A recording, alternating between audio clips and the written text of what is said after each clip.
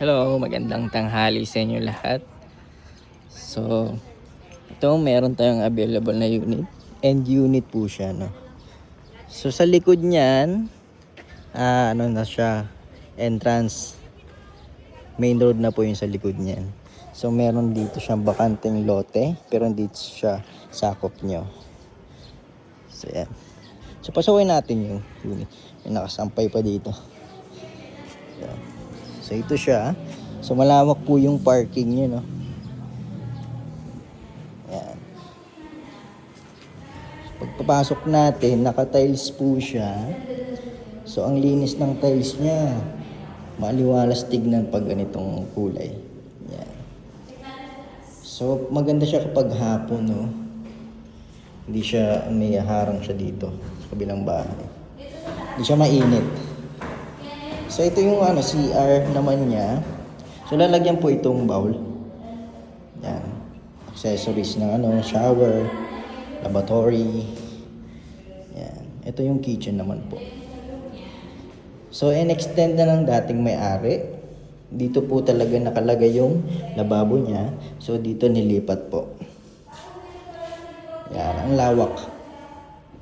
So, malawak po yung kusina. Yan. Pagtaas po, second floor. So, ang ganda rin. Yan, maganda po yung taas niya. Si Miss K. Yan. So, ito po. Yan o. May pabong na aircon na. May tae lang. Baho, may tae. Tae ng pusa.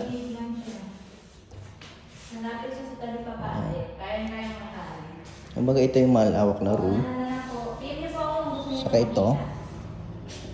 2 bedroom na siya. So lagyan lang siya ng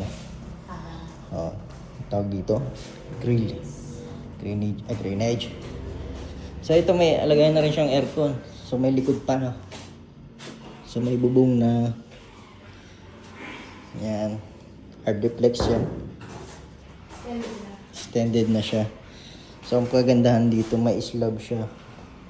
So hindi mo na kailangan gumastos para magpa-slab, magpa-extend.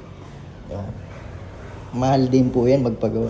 So may tiles na rin yung sa taas niya. Ano yan, tiles niya? Ay hindi. Ano ba to? Vinyl? Vinyl siguro. Yan, ito yung view niya sa labas. Ay.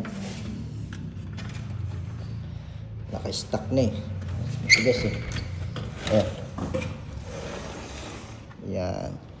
So may siya, bakal. Drills na. So yun, may paabang na aircon. So yun, hanggang dito po yung sa inyo. So may poste na yan. Ilang square meter to? 72 square meter po to. So tahimik po dito. Saka malawak yung parking, hindi siya mainit. Pwede mong lagyan ng bubong katulad nun. So yan, 20k lang po ang reservation nito. Yan. PM nyo ako kung interesado kayo. Samahan kita for viewing. Then send ko na rin sa inyo yung mga requirements. Yan. Then yung computation nito. So PM nyo lang ako, guys. So ang lapit lang dito ng entrance. Iikot ka lang po dyan sa dulo. Then yun, labas na. Saka may talipapa na rin. So province na province dito. Tahimik. So may mga tindahan naman dito sa kapitbahay. Yan. Oo.